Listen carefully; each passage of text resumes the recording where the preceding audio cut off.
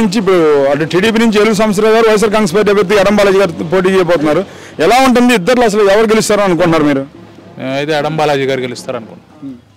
ఎందుకు ఎడం బాలాజీ గారు ఇప్పుడు మళ్ళీ నూతన అభ్యర్థి? ఇప్పుడు లాస్ట్ మూమెంట్లో జగన్మోహన్ రెడ్డి డిసైడ్ చేసి ఇక్కడ పశ్చిమ నియోజకవర్గానికి అలాట్ చేశారు. మరి చూస్తే ఏలూరు సాంబశివరావు ఇక్కడ గత 2 సంవత్సరాలుగా ఉన్నాడు, 2 దఫాలు గెలుస్తున్నాడు కదా.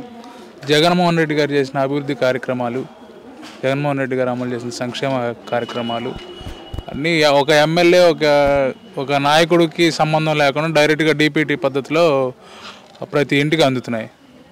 ఇంక దానికోసం ఇప్పుడు ఇంకా పోయినసారి ఏలూరు సాంబశివరావు గారు గెలిచినా కానీ ఇప్పుడు పైన జగన్మోహన్ రెడ్డి గారు గెలిచారు.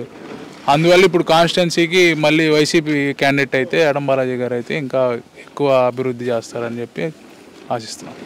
అందుకని గెలుస్తారని అనుకుంటున్నాం. కానీ ఇప్పుడు మాట చెప్పండి, ఇప్పుడు ఎలా ఉంటుంది? ఇప్పుడు వాడు చూసినట్లయితే జగన్మోహన్ రెడ్డి గారు ఇప్పుడు ఒంటరిగా వెళ్తున్నారు, అన్ని పార్టీలు కూటమిగా వస్తున్నాయి కదా. ఇప్పుడు మరి ప్రభుత్వం ఎవరు ఏర్పాటు చేస్తారో మీరు అనుకుంటున్నారు? జగన్మోహన్ రెడ్డి గారు ఏర్పాటు చేస్తారు అనుకుంటున్నాం.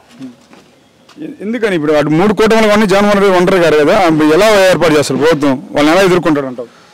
ఇప్పుడు అసలు జగన్మోహన్ రెడ్డి గారు ఒక్కడు కూటమి అంటే అక్కడే ఓడిపోయినట్టేగా. ఇంక దాని గురించి ఇంక వేరేగా ఆలోచించేది ఇప్పుడు నైతికంగా అక్కడే ఓడిపోయినట్టే కదా. ఇంక ఒక్కడిని చూసి అంతమంది భయపడుతున్నారు, అంతమంది కలిసి వస్తున్నారంటే మరి దానికి అదే కదా. మరి ఆల్రెడీ ఇప్పుడు జనసేన టీడీపీ ఎన్డీఏతో పొత్తులో ఉన్నాయి కదా, ఎందుకని మేము వస్తే రేపు పోలవరం పూర్తి చేస్తాం, ప్రత్యేక హోదా ఇస్తాము అని ఎందుకు చెప్పలేకపోతున్నారు? అసలు ఎందుకు మోడీ అని అడగలేకపోతున్నారు? వాళ్ళు ఇప్పుడు లాస్ట్ 2014 to 2019 కూడా వాళ్ళే ఉన్నారు కదా. అసలు ఎందుకు పూర్తి చేయలేకపోయారు? అసలు అప్పుడైనా ప్రత్యేక హోదా కావాలని మమ్మల్ని అడగలేదు. మా తర్వాత ప్రత్యేక హోదా ఫస్ట్ అన్నారు, తర్వాత ప్యాకేజ్ అన్నారు, తర్వాత ఇంకోటి అన్నారు. పోయినసారి 2014 నుంచి 2019 దాకా వాళ్ళు కలిసే ఉన్నారు ముగ్గురు. మధ్యలో మేము కొట్టుకుంటా ఉన్నారు, మళ్ళీ కలిశారు.